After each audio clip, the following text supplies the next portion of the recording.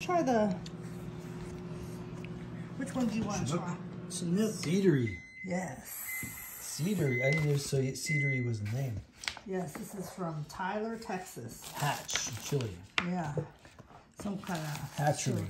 Yes. So we have Parmesan pepper. Smokehouse barbecue. Hot cheese. Dill pickle. Oh, that's all good. Cinnamon toast for the sweet. Jalapeno ranch. Original. So how much does this cost? So I think, people at home now. What was it? I think it was like under $20 or $20 tops. It was like $20 for 7 packets. Yeah. And they are yeah, I don't think it was 1.5 ounces each. I don't think it was $20. I think it was $15? under. It was something like that. $18. Yeah, so it was like 15, I think. Okay. It wasn't that expensive. Cool.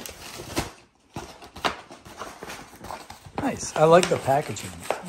So do I. Very clever. I love this color and everything about this. It's beautiful. Yep. Definitely beats David. Beats David. Yep. Yeah.